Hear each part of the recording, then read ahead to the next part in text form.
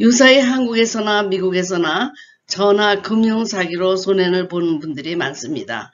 그리고 요사이에는 컴퓨터를 해킹해서 여러 가지로 사람들을 위협하는 데 사용하고 있습니다.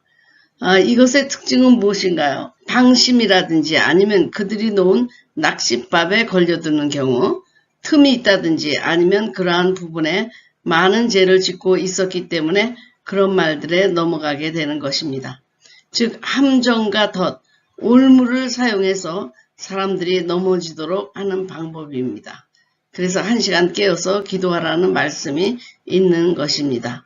사람들은 편안하다 하고 마음을 놓을 때 이미 사단은 가라지를 신고 간 것을 모릅니다. 지금도 가라지를 심으러 다니고 있는 사단을 이기기 위해서는 기도로 무장하는 수밖에 없습니다. 기도하지 않는 시간에 사단은 마음껏 가라지를 신고 가는 것입니다. 그래서 나중에 알게 될 때에는 돌이킬 수 없는 상황에 빠져버린 후입니다. 그래서 모두 소잃고 외양간 고치게 되는 것입니다. 성경에서 제일 먼저 사단의 낚싯밥에 걸려든 사람이 누구라고 생각하세요? 그 사람은 바로 하와입니다. 하와는 사단이 하나님같이 될 수 있다는 데에 넘어졌고 가인은 사단이 뿌려놓은 질투에 넘어갔고 아브라함은 둘이 다 살 수 있는 길 하면서 사단이 가르쳐준 거짓말을 사용하게 되었습니다.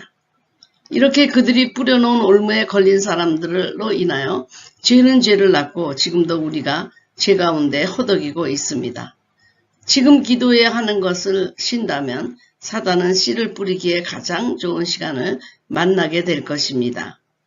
지금 일어난 일들의 원인은 예전에 기도를 쉬었던 때 방심하고 게을렀을 때 사단이 뿌리고 간 씨앗이 지금 자라서 나타나는 일이지 지금의 일은 아닙니다. 예전에 뿌리고 간 씨앗이 지금 자라난 것처럼 오늘 기도하지 않을 때 사단이 뿌리고 가는 씨앗은 다음 달이나 가을에 아니면 내년에 거두게 될 것입니다. 평안하다 할 때가 기도해야 할 때이고 문제가 일어나는 폭풍 전야인 것을 알아야 합니다. 그래서 오늘은 가장 속기 쉬운 사단의 보이스피싱을 한번 살펴보고자 합니다. 제일 먼저 사단의 낚싯밥은 성경을 이용하는 것입니다. 예수님을 시험할 때에도 말씀으로 유혹했습니다. 가로되 네가 만일 하나님의 아들이여든 뛰어내려라. 기록하였을 때 저가 너를 위하여 그 사자들을 명하시리니 저희가 손으로 너를 받들어 발이 돌에 부딪히지 않게 하리로다. 간혹 이런 질문을 받지 않습니까? 네가 만일 크리스찬이라면 어떻게 시어머니한테 이렇게 할 수 있니? 네가 신실한 목사라면 이것도 해보여야 되지 않겠니? 네가 만일 정직하다면 네가 만일 이렇게 사단은 공격합니다. 너는 장차 받을 고난을 두려워하지 말라. 볼지어다 마귀가 장차 너희 가운데에서 몇 사람을 오게 던져 시험을 받게 하리니 너희가 10일 동안 환난을 받으리라. 네가 죽도록 충성하라. 그리하면 내가 생명의 면류관을 네게 주리라. 사단은 이것을 약간 뒤틀려서 죽도록 일하라고 합니다. 그러나 이 원어는 죽음의 순간까지 충성하라는 말이지 죽을 정도로 일하라는 말은 아닙니다. 그렇게 일하다가 탈진되고 실족하게 되는 것입니다. 주님은 안식의 하나님, 우리를 쉬도록 창조하셨지 죽도록 일하라고 말씀하시지 않았지만 사단은 이렇게 말을 뒤틀려 가지고 우리를 유혹합니다. 사단이 성경을 이용하는 말 가운데 또 이런 말씀이 있습니다. 나는 나를 위하여 내 허물을 도말하는 자니 내 죄를 기억하지 아니하리라. 사단은 이 말을 이용해서 이렇게 유혹합니다. 모든 사람이 죄 가운데 있는데 한 번쯤 죄를 지으면 어때? 누가 보는 사람도 없고 하나님이 보고 계신다고 해도 곧 용서하고 기억지 아니할 텐데 그리고 죄를 짓지 아니하는 사람이 있으면 나아보라고 해. 그래도 너는 다른 사람보다는 정직하고 의롭다. 얼마나 좋은 무기가 너희한테 있니? 죄 짓고 회개하면 되지. 낙태하고 회개하면 되지. 한 번쯤 바람 피우고 회개하면 되지. 그러나 사단도 보고 있으며 하나님도 보고 계십니다. 하나님은 용서하고 기억하지 않은 않으실지 모르지만 사단은 기억하고 그 죄에 걸려들게 합니다. 그것이 바로 낚싯밥입니다. 간혹 외국에 나가서 아무도 안 본다고 생각해서 미인계에 빠져 지도자의 길이 생명이 끝난 분들이 많은데 그분들도 아무도 보고 있지 않은데 한 번쯤 하고 회개해야지 이르다가 그 낚싯밥에 걸린 사람들입니다. 세 번째 하는 것이니 어떠냐고 주술적인 것에 끌어들입니다. 이것이 점이나 주술에 참여하는 경우입니다. 뭐가 그렇게 심각해? 한 번쯤 재미로 하는 건데 궁금하잖아. 너의 미래가 어떻게 될지 알고 싶지 않니? 이렇게 저만 본다고 남에게 피해를 주는 것도 아니고 범죄도 아닌데 한번 점을 쳐보아.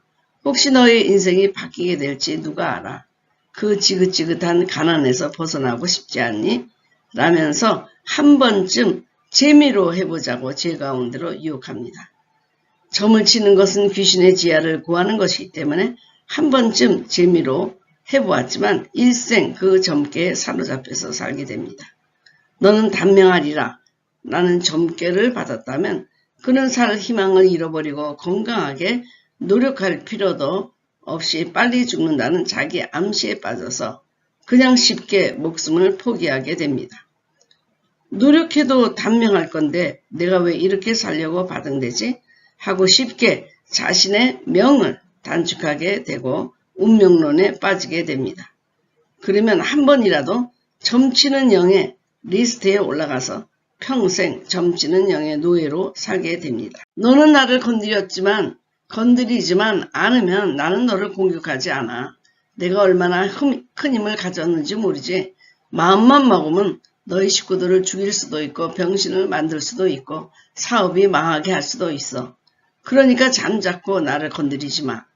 이렇게 유혹하면서 자기만 건드리지 않으면 모든 크리스천도 공격받지 않고 믿지 않는 자도 공격받지 않는다고 호랑이 코털을 괜히 건드리지 말라고 말합니다.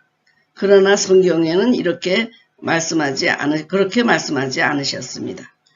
그런즉 너희는 하나님께 복종할지어다. 마귀를 대적하라.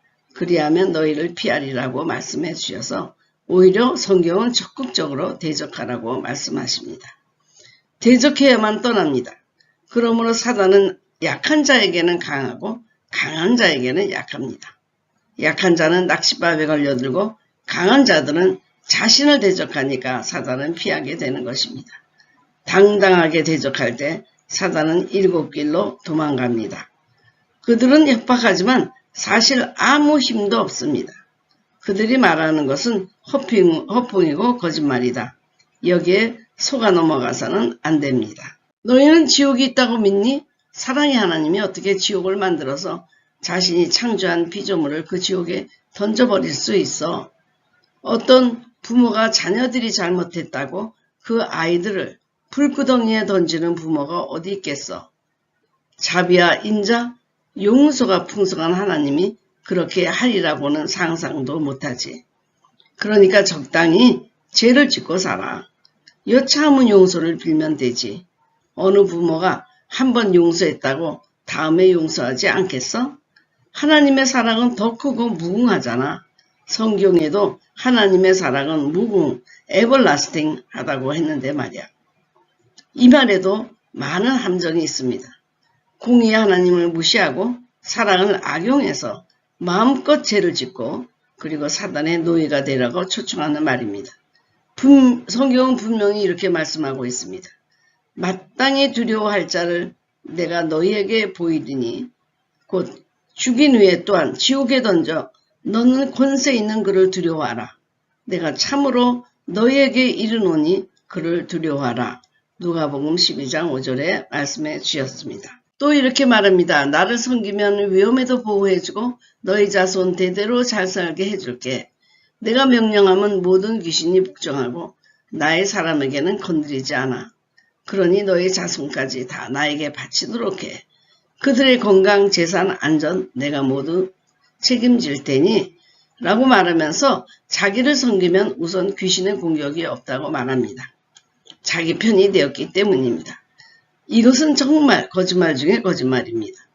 귀신은 자신의 편이 된 자들을 마음껏 갖고 놉니다. 그들이 주는 선물이 죽음, 저주, 질병, 가난이기 때문입니다. 자기의 편에게 자신들만이 가진 선물들을 주는데 그것이 다 죽음에 이르는 선물들입니다. 그래서 우상을 섬기고 집안에 부족을 들여놓고 절의 자녀들의 이름을 위패로 걸어둡니다. 무당과 친교하고 점쟁이와 교분을 갖습니다. 그들이 자기와 자녀들을 지켜주고 미래를 안전하게 인도한다고 생각합니다. 그러나 주님은 이렇게 말씀하십니다. 만일 너희가 여호와를 버리고 이방 신들을 섬기면 너희에게 복을 내리신 후에라도 돌이켜 너희에게 재앙을 내리시고 너희를 멸하시리라 하니. 여호수아 24장 20절의 말씀입니다. 너희가 하나님을 믿으면 귀신의 공격은 걱정하지 않아도 돼. 어떻게 하나님이 지켜주는데 귀신이 공격하겠어? 그러니까 아무 걱정하지 말고 주일 성수하고 11조 드리고 봉사해. 더 이상 걱정하지 마. 그리고 마음껏 잘 살아. 세상 사람들도 잘 사는데 하나님을 믿는 사람이 무엇을 걱정해? 라고 또 유혹하지만 하나님을 믿는다고 귀신들이 공격하지 않는다면 세상에 쓰러질 크리스찬이 어디에 있겠습니까? 목사도 부흥사도 다 쓰러지게 되어 있고 공격을 받습니다. 교회는 다니지만 명목상 교인으로는 승리할 수 없습니다. 하나님의 사람으로 거룩하게 성화에 이르지 않으면 직분은 아무 소용없습니다. 크리스천이 얼마나 사회에서 손가락질을 많이 받고 있습니까? 그것은 무늬만 크리스천이기 때문입니다. 사단의 전술을 알아야 하는데 너무 무지하고 무관심하고 무방비 상태고 그런 주제는 회피하면서 삽니다. 하지만 성경은 이렇게 말씀하십니다. 근신하라 깨어라 너희 대적 마귀가 우는 사자같이 두루 다니며 삼킬 자를 찾나니.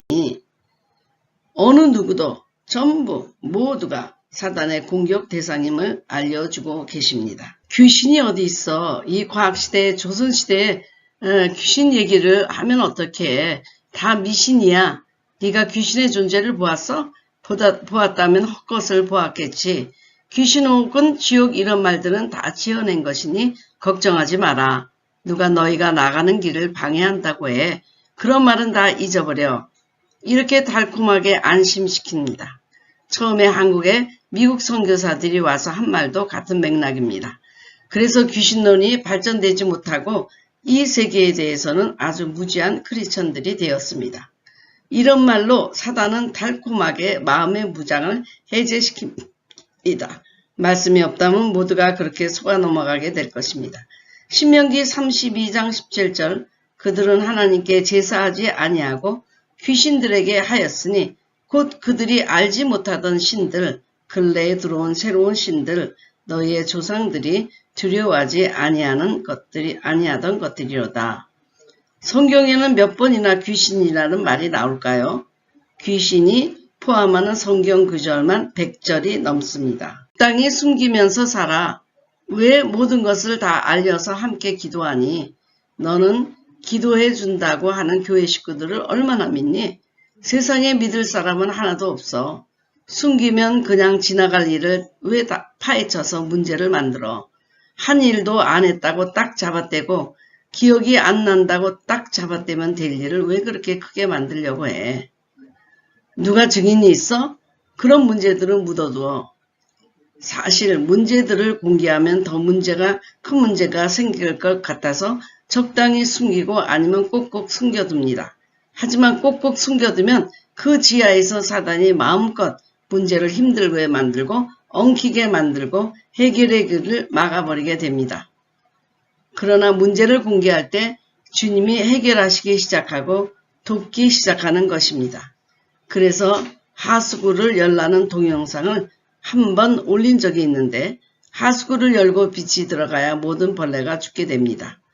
문제를 숨기는 것이 더 큰 문제를 낳습니다.